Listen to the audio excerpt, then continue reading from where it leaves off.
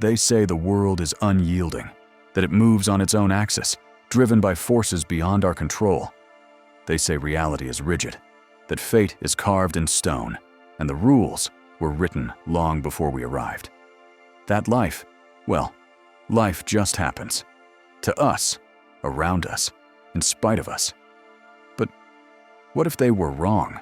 Cut to shots of inventors, dreamers, children staring at stars, dancers in motion, revolutionaries, artists. What if the world isn't some immutable thing, some cold machine we're forced to navigate blindly? What if the world is soft clay, waiting, aching to be shaped? What if the very fabric of reality bends? Not for the strong, not for the lucky, not even for the chosen, but for the aware, for the thinker. Not the overthinker who drowns in questions, not the daydreamer who sleeps in fantasies, but the true thinker, the conscious architect of thought. The one who understands that thought is not just a whisper in the head, but a command to the universe. Cut to a person in silence, eyes closed, meditating. A ripple moves outward from their stillness, distorting the scenery. Every skyscraper began as a thought. Every revolution, every masterpiece, every breakthrough, every transformation, from darkness into light, was sparked by an invisible impulse, a single idea, focused and fed until the world had no choice but to respond. You see, thought is not passive. Thought is not harmless. Thought is causality. Cut to someone walking through a crowd. As they pass, lights flicker, people turn, time seems to slow. When you learn how to think, not just to react or reflect, but to create, you unlock something ancient and powerful. You begin to see that the world isn't what it is. It's what you accept it to be. And when you stop accepting, when you dare to bend the rules with your mind alone, the world starts to move. It starts to shift. It listens. Cut to epic sequences of change, wars ending, cures being discovered, bridges being built. One person starts each movement. One mind, one decision. This isn't magic. This isn't mysticism. This is alignment. This is mental gravity. The power to think with clarity so deep, so unwavering, that the world must reshape itself in response. You're not small. You're not powerless. You're not here to adapt to the world. You're here to command it. Fade into black. One sentence appears in silence. Think, and the world will bend for you. Comment below. What part of today's affirmation, what you think you become, resonated with you most deeply? Why do you think it struck a chord? Your insight might be exactly what someone else needs to hear today. And if you're serious about changing the way you think and showing up as your highest self every single day, make sure to subscribe and turn on notifications so you never miss your daily mental reset. Chapter 1. The Invisible Hand. There is something they never taught us in school. Something they whispered about in ancient temples, but stripped from our textbooks. Something so powerful, so terrifying, that it had to be buried beneath distractions, noise, and the machinery of modern life. Here it is. Your thoughts create patterns that shape the very experience of your life. The camera slowly pans across various people. A woman rushing through traffic. A man stuck in a tiny apartment staring at a screen. A teenager watching others live through their phones. All of them trapped in cycles. Different forms. Same prison. You've heard it before, haven't you? Thoughts become things. But they made it sound too cute, like it was a gimmick, a slogan for mugs and t-shirts. They left out the gravity, the consequence, that every thought is a choice, a vote cast into the fabric of reality. That if you think in fear, you invite fear. If you think in limitation, you breed walls around you. If you think in resentment, the world gives you more reasons to resent. Flashbacks cut quickly, a series of moments where tiny internal thoughts led to large, life-altering events. Someone giving up before trying, someone pushing forward and achieving the impossible. The contrast is stark. And it's not your fault. You were raised to believe that your mind was just a voice box, that thoughts are like background noise, echoing out of your control. But your mind is a forge, a sacred fire. And every thought you feed it becomes a hammer, a chisel, a mold. This is the invisible hand, not some mysterious force outside of you, but the inner current that pulls your world into form. Cut to the solitary figure walking. This time he stops, kneels down, and draws a line in the dirt. Then another crossing it, a simple cross, a decision point. The first truth is this: you are not your thoughts, but you do have the power to choose them. And what you choose, again and again, becomes the weather of your life. You either live by default or by design. Music begins to swell softly as the figure looks up and sees the sun begin to rise. When I first understood this, not read it, not recited it, but felt it down to my bones, everything changed. I stopped asking the world to change for me.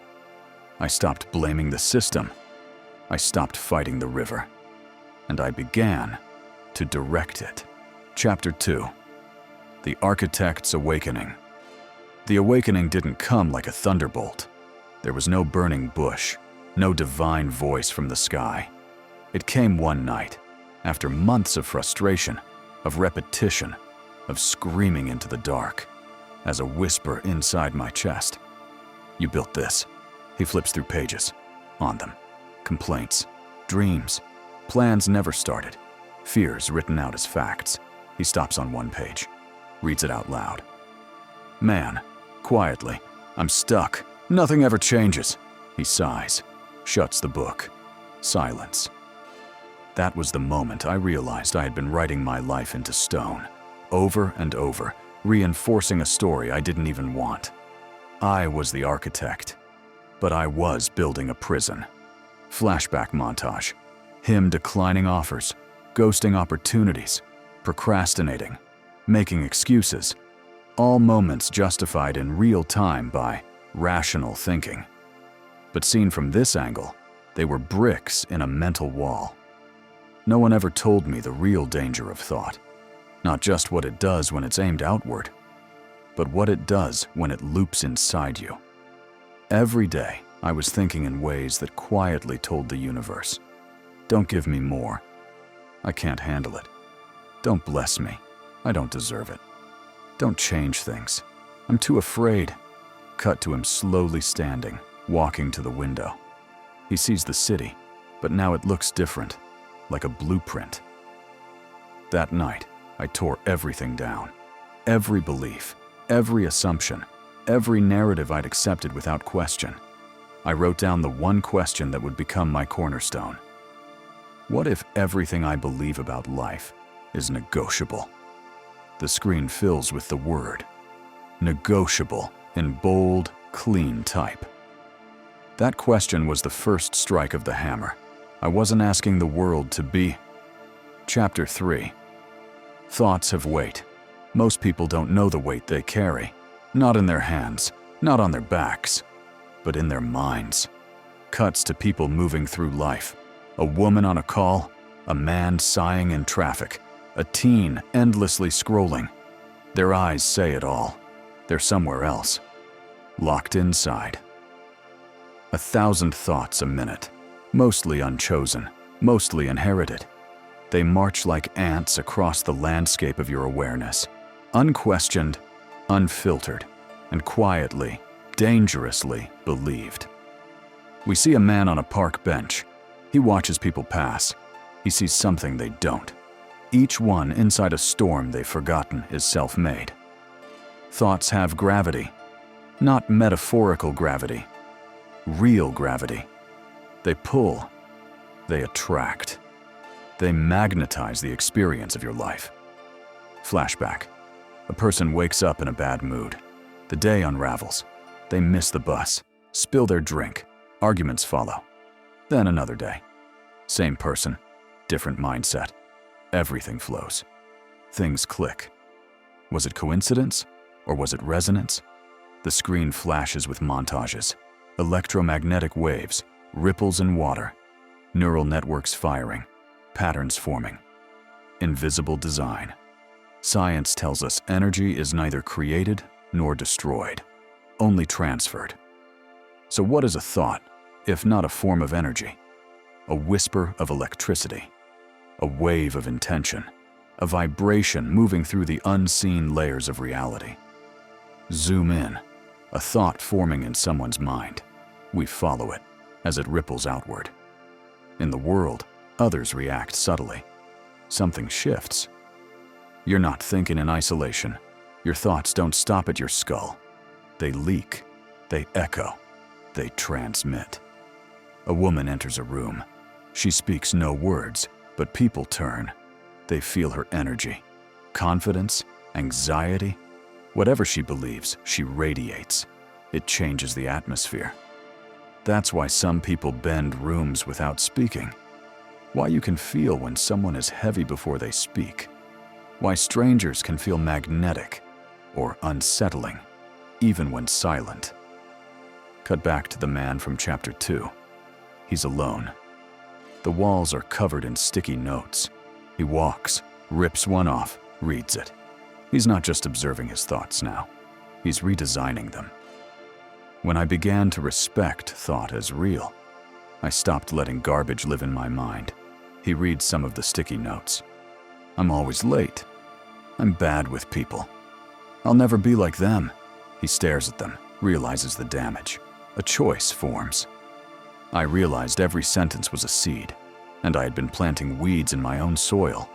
In front of a mirror, he looks into his own eyes. No performance, just truth. The real work begins here. Comment below. What part of today's affirmation, what you think, you become, resonated with you most deeply? Why do you think it struck a chord?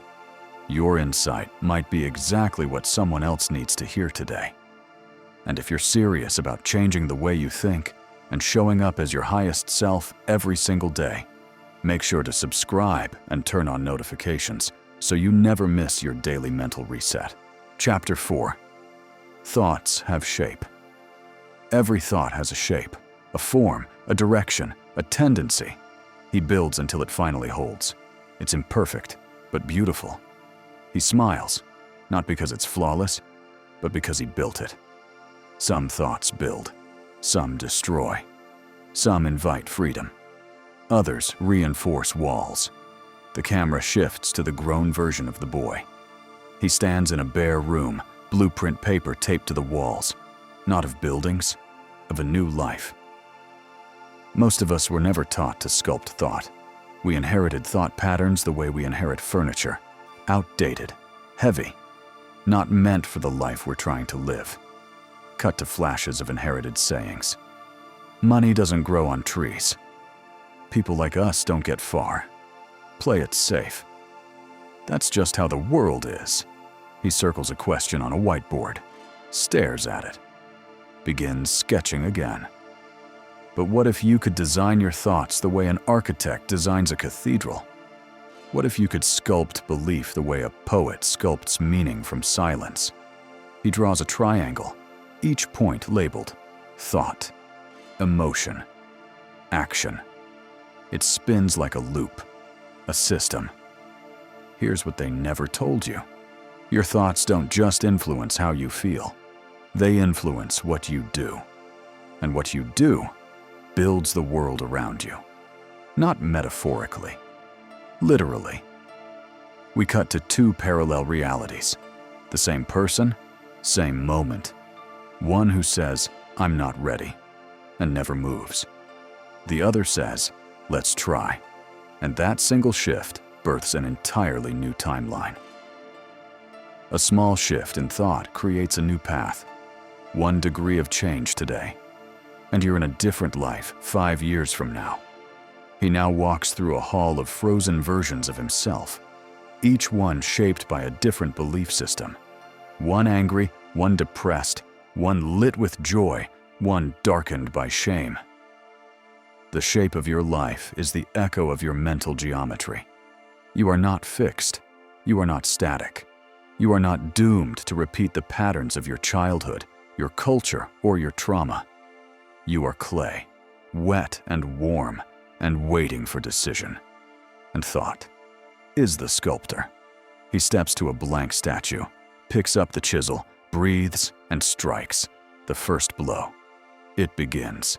The mind, when shaped, shapes everything. Chapter 5. The Resistance. The scene opens at dawn. Fog drapes over a forest.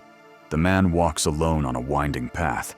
Every step forward feels deliberate, but the silence is heavy, like something unseen watches, something ancient, something waiting. No one tells you what happens after the awakening, after the clarity, after the declaration that you will shape your life with intention. What happens next is resistance. A single crow flies overhead. The man stops walking, looks around. The fog thickens. He can't see the path ahead anymore. You make a decision that you will think differently, that you will speak powerfully, that you will act with alignment. And then, the tests begin. Flash to scenes of the man at work. He sits in a meeting, speaks with new confidence, and is dismissed. He pitches a new idea and is laughed at. He shares a new goal, and old friends mock him, gently but with weight. Resistance doesn't come from monsters. It comes from comfort, from patterns, from the version of the world you helped create with your old thinking. Still trying to keep you. A phone buzzes. A text. Let's just chill tonight instead. He stares, feels the pull, the safety. He puts the phone down. The life you're trying to leave doesn't want to let go. It remembers who you used to be, and it will whisper, "Stay small. Don't be weird. Don't break what works. Don't leave us behind." But you must. Now he's back in his apartment, at his desk, a blank notebook in front of him. He picks up the pen. Nothing comes. Self-doubt begins to creep in like a shadow. There's something cruelly ironic about growth. The clearer your mind becomes, the louder the world tries to confuse you. The cleaner your thoughts, the more chaos you'll feel echoing from the outside. The more you build a new self, the more the old self will scream to survive. A montage of subtle temptations, sleeping in, skipping meditation, ignoring the call to act, all disguised as harmless choices. But he knows better now. He can feel the cost. Resistance is not punishment. It is not personal. It is proof that you are stepping beyond the bounds of your previous design, that you are leaving the gravity of old beliefs. And gravity pulls. He slams the notebook shut, stands up, paces. Stop. Chapter 6. Alignment is the signal. We open on a quiet lake at sunrise. Still water. No wind. A man stands at the edge, watching his reflection. He's not adjusting his clothes. He's watching who he is. Something is different. There's a moment, subtle, brief, when you realize something profound. You're no longer trying to become. You've simply begun to be. He walks into the water, slow and deliberate. Each step makes ripples. The camera pulls back to show the whole lake responding to his presence.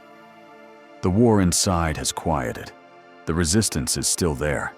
But now it's background noise, because something louder has arrived. Alignment. Alignment is not about perfection. It's not about never doubting or never fearing. It's about agreement. Comment below. What part of today's affirmation, what you think, you become, resonated with you most deeply? Why do you think it struck a chord? Your insight might be exactly what someone else needs to hear today. And if you're serious about changing the way you think and showing up as your highest self every single day, Make sure to subscribe and turn on notifications so you never miss your daily mental reset.